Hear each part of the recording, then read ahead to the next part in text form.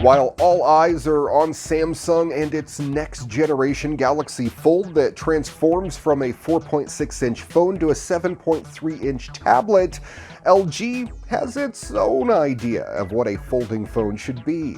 And it's almost charming in its immaturity. Instead of a revolutionary display that bends, the LG G8X merely adds a second screen via a snap-on case. It's kind of like hooking up a second monitor to a laptop if you wanted a monitor that gets in the way of using the laptop. When attached, the second display adds bulk and weight, and the gap between the displays makes it hard to type on the main screen and nearly impossible to type on the secondary one, and blocks the volume keys as well. The dual display concept is similar to the ZTE Axon that we saw a while back.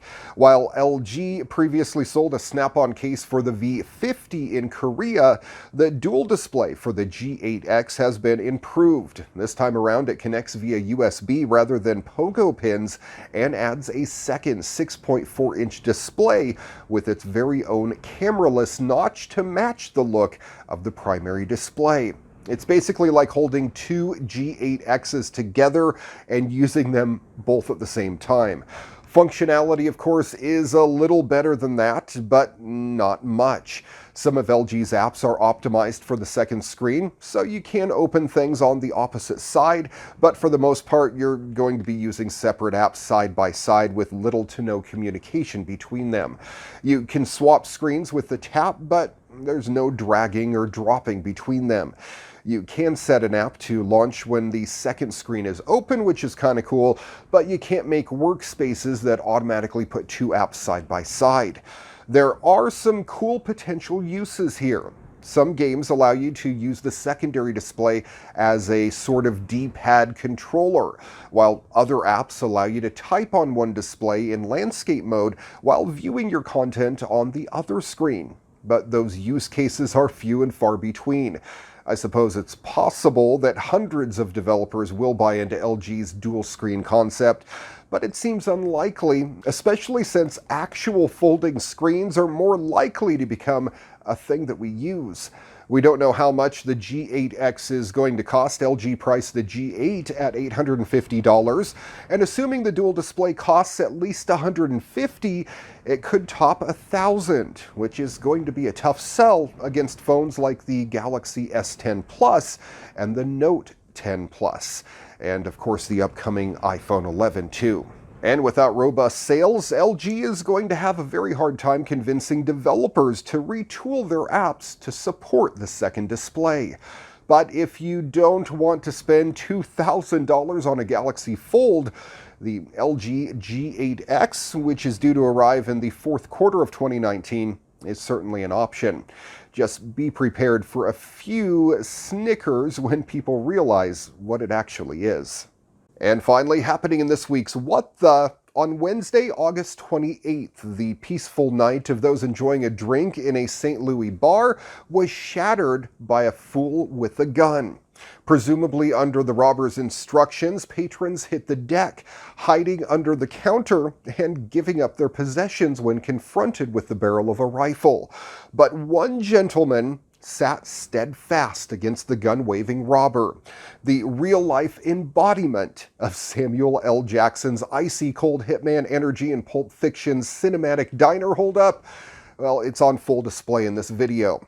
Instead, while he roams around the bar, the man who is also yet to be identified casually lights up a cigarette. Now, according to Dana Wright, a journalist for KMBZ, the gentleman told the robber, "I'm married to blank. Go ahead, shoot me. I don't give a blank." Then he lights a cigarette. When the robber comes to him for his possessions, the man simply shrugs him off. It appears in the video that his breathtakingly defiant stance has the robber stumped.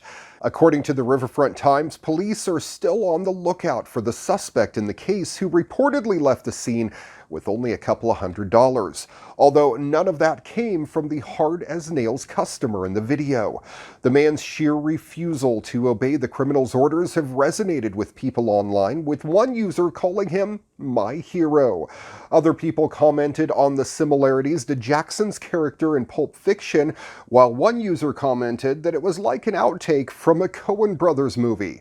However, numerous users asked another question. Is it still legal to smoke in St. Louis bars? Well, Wright asked the bar owner if he still allowed smoking, to which he replied, no, but we don't allow robbery either.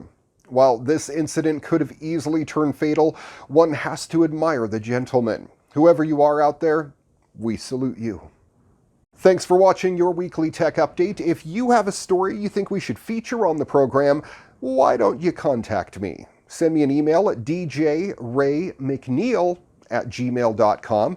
You can also find us on Facebook at Your Weekly Tech Update. Check out the podcast too, audio and video versions available on iTunes, Google, Spotify, Audio Burst, and elsewhere on the interwebs. Till next time, I'm Ray McNeil. Good night, world.